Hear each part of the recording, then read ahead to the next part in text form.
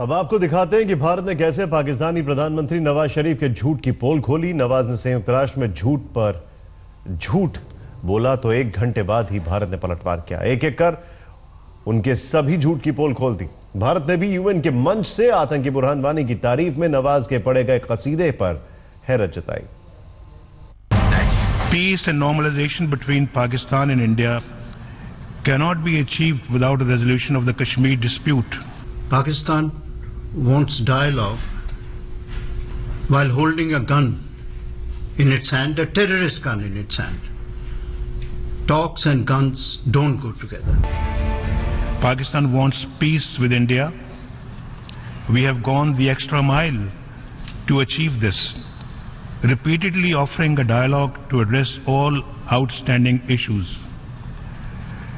But India has posed unacceptable preconditions to engage in a dialogue. Let us be clear. Talks are no favor to Pakistan. Talks are in the interest of both countries.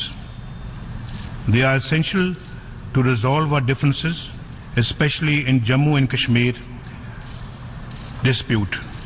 We have always been ready for a dialogue, but we will not succumb to the blackmail tactics of a government in Islamabad that seems eager to use terrorism and terrorism as policy. I would like to inform the General Assembly that Pakistan will share with the Secretary General a dossier containing detailed information and evidence of the gross and systematic violations of human rights committed by Indian forces in occupied Jammu and Kashmir. These brutalities will not suppress the spirit of the Kashmiris.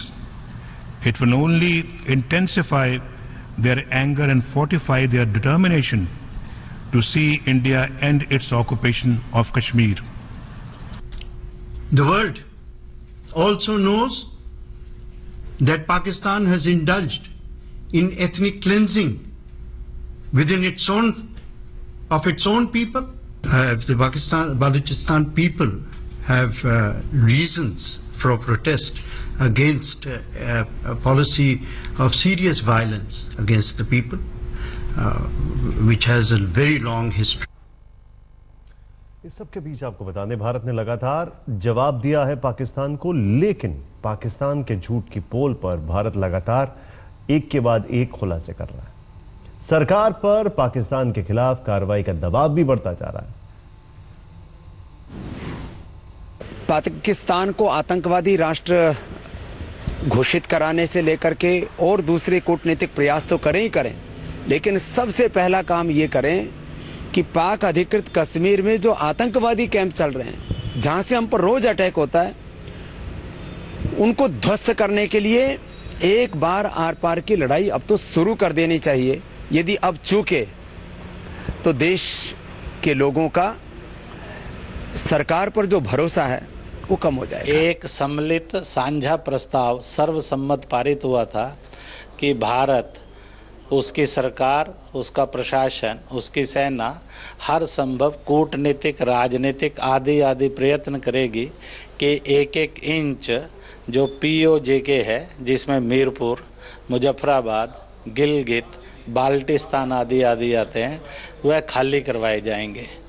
आज उस प्रस्ताव को लागू करने का समय आया है।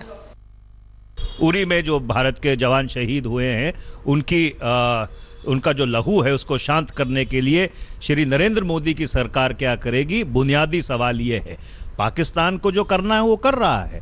पाकिस्तान आतंकवादी सरहद पार भेज रहा है, पाकिस्तान भारत को क्षति पहुंचा रहा है, पाकिस्तान संयुक्त राष्ट्र में कश्मीर का मामला उठा रहा है, पाकिस्तान अपनी रणनीति क्रियान्वित कर रहा है।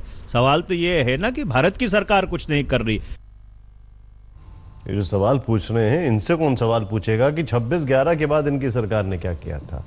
खैर, इस बीच उरी हमले की जांच कर NIA टीम को कई अहम सुराग मिले हैं और ये सुराग कई बड़े बड़े खुलासे कर रहे हैं। NIA सूत्रों के मुताबिक इस बार आतंकवादी पहले से ज्यादा शातिर ढंग से भारत में घुसे। उनकी लोकेशन ट्रेस न की जा सके, इसके लिए वो डिजिटल कोड इस्तेमाल कर रहे थे। जीपीएस लॉग की अपनी आखिरी लोकेशन भी आतंकियों ने मिटा दी थी। एनआईए अब सुराग तलाशने के लिए आतंकियों से मिले 2 रेडियो सेट की फ्रीक्वेंसी चेक कर रही है। इतना ही नहीं, आतंकियों के पास जापान के बने हाईटेक सैटेलाइट फोन भी थे, जिनका इस्तेमाल पाकिस्तानी सेना की मदद के बगैर संभव नहीं।